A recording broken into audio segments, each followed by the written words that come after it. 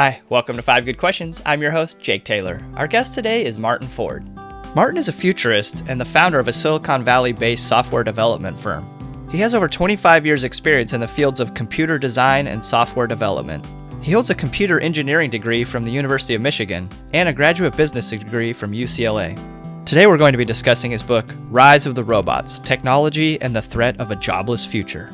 Martin is an expert on robotics and artificial intelligence and what they might mean for society and our economy. Let's ask him 5 good questions. All right, welcome back to the show, everybody. My guest today is Martin Ford, author of Rise of the Robots. Hey, Martin, thank you for taking the time to be with us today. Hey, thanks for having me.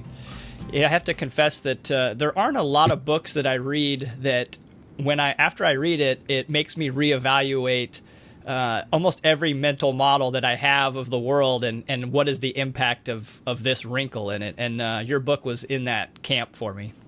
Okay. Well, thanks. So let's jump right in. Question number 1. So the decimation of human labor has been predicted off and on for centuries, really, with every new technological development. You know, whether it was hunter-gatherers going to farmers becoming machinery operators, and then transitioning to a service economy, knowledge economy. Why is this time different? Why should we be more concerned than previous transitions? Well, I think there are a couple of reasons, but probably the most important thing is that the machines are beginning to, in a limited sense at least, think, right? They're taking on cognitive capability, which means that they're really, technology is beginning to encroach on really that fundamental capability that sets people apart, right? I mean, you can ask what happened to horses. Horses got replaced by machines and they didn't really find a viable place in the economy other than, as entertainment. And why is that? The reason is that, of course, horses aren't intelligent. They can't adapt. They can't figure out how to do new things. And that's really the reason that we would point to and say that's how people have remained relevant. But what we see now is that machines are beginning to push into that area too. They're learning. I mean, if there's one thing that is really the driving force behind this, it's probably machine learning, which is this idea that you got algorithms churning through data and they can learn. They can figure out how to do stuff. One of the most dramatic examples of that recently was Google's DeepMind, which you may have heard of it. Was able to win at the game of Go, which is an ancient Asian game. And I'll tell you 2 things about the game of Go. One is that at any point as you're playing, the number of moves you can make is basically infinite. There are more possible moves than there are atoms in the universe, according to one calculation, which is kind of incomprehensible. So it's really nothing like chess, right? Chess was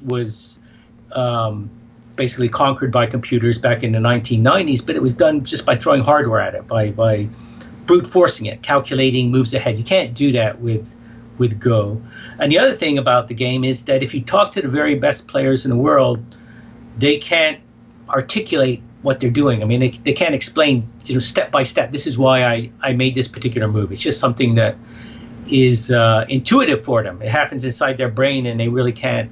If you were a computer programmer trying to work with them to write a program based on what they're doing, they couldn't even explain what they're doing. So given that appears to be something that really we should not be able to automate, right? It's something that seems to be beyond computers, and yet DeepMind was able to create this system that essentially taught itself to play Go and then in short order became superhuman. So that's one really dramatic example of I think, how the technology is different. Now, the classic example of what you're talking about, what's happened in the past, would probably be what happened in agriculture, for example, where you saw millions of jobs get vaporized, right? You had tractors and combines and all that stuff come in. And, most people used to work on farms. Now you've got about 2% of the workforce working on farms. So all those jobs were lost. But of course, those people moved on to other areas of the economy. They moved to factories first, then they moved to the service sector. But now we've got this very broad-based, general purpose, in a sense, thinking technology that's going to really just scale across all that, every sector of the economy. So it's not at all clear to me that there's going to be some rising new sector that will absorb all the workers that are going to lose jobs, for example, when self-driving vehicles come along, and eliminate millions of jobs. So I think there's good reason to believe that this time is different, although there certainly is still a lot of skepticism out there about that. So, question number two: why are white collar jobs maybe potentially most at risk? And if you had to pick a couple or one industry that might be kind of human labor's last stand, which one would you choose? Well, the thing with the white collar jobs is that basically they're knowledge jobs. They're about manipulating information, and in many cases, if you're doing something that's basically routine and predictable, for example, you're cranking out the same report again and again, or you're doing the same type of analysis, that can be automated just with software. So you don't need, expensive robotic arms and all of that stuff to automate a white collar job. So in many cases, it may actually be cheaper and easier. And actually, there's a greater incentive also because, of course, those people on average get paid more than lower wage, blue collar type workers. So there are good reasons to believe that those jobs are at least as susceptible in many cases to automation as working at McDonald's or working in a warehouse or something. Although those jobs are certainly going to be impacted as well. In terms of the safe jobs that aren't going to be automated, thinking ahead the next 10, 20 years, skilled trade jobs, things like plumbers and electricians, it's really still science fiction to be able to build a robot that does what a plumber does, in terms of being able to come into your house and figure out the pipes and stuff, right? So those jobs are going to be pretty safe for some time. Also, I think more intellectual jobs that really demand genuine creativity, where you're not just doing the same thing again and again, but you're creating something new. Although there certainly is already research into creative machines. I mean, they've built algorithms that have written original symphonies and painted original works of art and all that. So there's an emerging field, yeah. So you definitely, for none of this can you say these jobs are going to be safe forever. And then probably the third area is really jobs that really require a deep human relationship, maybe caring jobs in healthcare, nursing, and that kind of thing, as well as in the business world, the kind of job that might require a really deep relationship with the client, that kind of thing, for the foreseeable future again. But I mean, once you get out beyond, say, 30 years or something like that, I would say nothing is off the table. Anything is possible. So question 3, from an investment perspective, it seems like there's a situation where all the gains are basically flowing to capital as opposed to anything really left over for labor. And is there a potential of kind of a techno feudalism that could develop? Yeah, I mean, that's sort of the dystopian scenario, because basically what's happening is that, capital is displacing labor. Capital is becoming more capable. And in today's economy, capital, of course, generally means technology, right? And people view this as a new thing, and they will be very skeptical that this is going to happen because, as you said, historically it hasn't happened. But you know what? If you look further back in history, there's plenty of examples of capital displacing labor.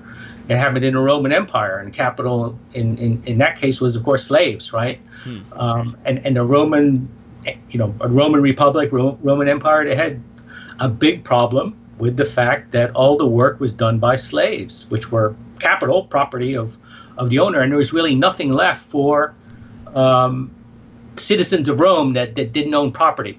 And those people, basically what happened to them is they got the grain dole, right? They were provided by the state a certain amount of wheat every month so that they could eat. Because there really wasn't enough work for them to make a living, and if they didn't own any land, then they couldn't farm either. So, I mean, we've actually seen this before. Although people will say we haven't. People will say, this is all brand new. Yeah. But it's, if you go back to the Industrial Revolution, it's true. But if you go back, a couple thousand years, there's plenty of examples. I think that this is something that we've definitely seen before, where capital can in fact displace labor, and it's a situation we could run into in the future. That's a good segue for question number 4, which I tend to lean libertarian in my views, and you made the argument that we may best help this transition or whatever happens with a basically a societal dividend, or a minimum guaranteed income basically for everybody. And I was actually surprised to see that Friedrich von Hayek had supported something similar to that, given what I know about him and what I've read. Can you explain the reasoning behind having a societal dividend, especially from the idea of a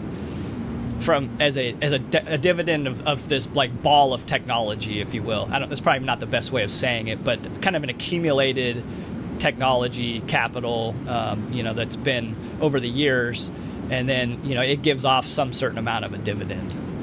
Right. So, I mean, there are a couple of things going on there. The first thing is, what else are you going to do? I mean, if you really get into a situation where there just aren't enough jobs to go around, now you got two problems, right? One is obviously that people are going to be on the street, they can't survive, and you're going to have probably social and political unrest. And the second thing is that from an economic standpoint, no one's got any money to spend, right? So where's the demand in the economy going to come from? I mean, you can imagine an extreme where you've got 10 people in the world that own everything and you're getting all the income, then no one else can buy anything. You don't have a market economy anymore. So you've got to come up with some solution to address that. And one approach might be to somehow artificially create jobs. But if you're not going to do that, then you've got to get money into the hands of people, and a basic income, a universal basic income or a guaranteed minimum income is one way to do that. And as I just said, I was talking about ancient Rome, and the grain dole was basically one example of that, right? You had to give people money if they couldn't earn it. So that's one rationale. Now, politically, that's very difficult, right? Because people think, well, you're giving people money for nothing, and partly for that reason, because I think it requires us kind of a value shift. I think it's really good to think in terms of a citizen's dividend, and rather than this idea we're just giving people money for nothing, we're giving you something that is really based on your ownership in the modern economy. And you can make the argument that all of this accumulated technological progress we've had over generations, in a sense that ought to belong to everyone. I mean, you look at someone like, Jeff Bezos at Amazon. Okay, so he designed Amazon, but all of that sits on this technological progress. I mean, it's not clear to me that he really should get all of the income from that. Maybe, the rest of us are entitled to something too. And as a practical matter, it's a way to sell it, right? It's really hard to sell just giving people money. But if you sell the idea that, society has an ownership stake in all of this, much in the same way in a lot of countries, you've got sovereign wealth funds for oil under the ground, right? The idea being that, in a sense, that resource under the ground belongs to everyone in society, and so everyone should get a dividend. Just in Alaska, you have that, right? There's an annual oil dividend basically paid every year to residents of Alaska. I think it's a couple $1,000s per person or something. So shouldn't we view technology in kind of that same sense? And maybe that's one rationale for having that basic income. But in terms of, you mentioned Friedrich Hayek. The reason that libertarians support it is that it's a market-oriented approach to a safety net, right? I mean, if you get into this situation, people are going to demand government do something, right? I mean, realistically, they're not just going to sit there and starve, right? So they're going to say, government, do something. Now, one approach would be the big government approach, where government takes over industries, creates jobs artificially. See Venezuela. Where government builds houses for people, feeds people. I mean, that's really the path of socialism, right? Where government basically takes over the whole economy and the means of production and all of that in order to try to manage things and have a planned economy. I don't think that's the way we'd want to go. I think history shows pretty clearly that that's not a good idea. An alternative then is you just give people money and they go out into the market, and then the chips fall where they may. You still have a market economy, right? Yeah. You still have capitalism. You've got to get your mind around this idea that people are not deriving their income from jobs as much anymore, but now they're getting this income. But except for that mechanism of what gets purchasing power into the hands of people, it's not that different from what we have now.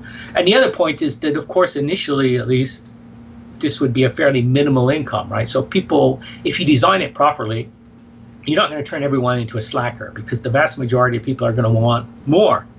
So they're going to get this minimal level, and then there'll still be an incentive for them to work on top of that if they can, or maybe start a business, do whatever, to augment that income, right? So really it's just providing kind of an income floor, and you design it so you don't create a poverty trap by taxing away anything that people do on top of that, right? Which is the kind of thing you see, for example, with Social Security, right? If you're on Social Security and you go out and work, you get penalized heavily for that. Yeah.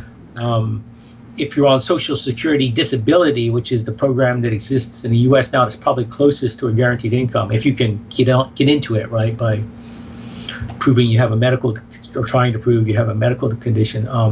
If they catch you even working at all, then they throw you off it, right? So that's a terrible example of how to approach it.